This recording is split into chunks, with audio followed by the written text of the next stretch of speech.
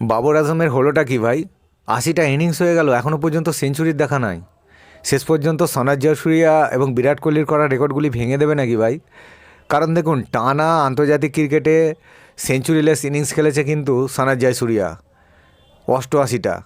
তারপরের স্থানটাই কিন্তু কিংবদন্তি বিরাট কোহলির ৮৩টা, এবং বাবর চলে এসেছে ৩ নম্বর স্থানে। ৮০টা ইনিংস হয়ে গেল, এখনও পর্যন্ত সেঞ্চুরির দেখা নাই। বাবর লাস্ট সেঞ্চুরি কবে করেছিলেন জানেন? বাবরের লাস্ট সেঞ্চুরিটা এসেছিল এশিয়া কাপ ২০২৩, মনে পড়ছে? প্রতিপক্ষ নেপাল।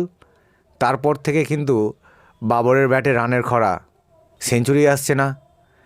দেখুন, অনেক দিন পর নিজেদের দেশের মাটিতে বাবর টি-20তে কামব্যাক করে, প্রত্যাশা অনুযায়ী খেলতে পারলেন না। প্রথম ম্যাচেই কিন্তু 0 রানে আউট। তারপরে হয়তো বা ভাবলাম যে ওডিআই সিরিজটা যেটা শুরু হলো, এই সিরিজে অন্তত বাবর ফর্মে ফিরবে, বাবরের কিছু ব্যাটে রান আমরা দেখতে পাবো, কিন্তু না, প্রথম ম্যাচে আউট হয়ে যায় 7 রান করে। তো সেই জন্য বলছি যে বাবরের হলোটা কি?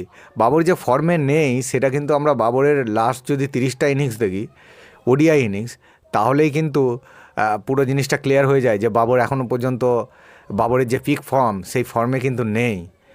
বাবর লাস্ট 30 ইনিংসে কত রান করেছেন জানেন? ওডিআই ইনিংসে রান করেছেন 945, গড় 35, সর্বোচ্চ স্কোর কত জানেন? 78।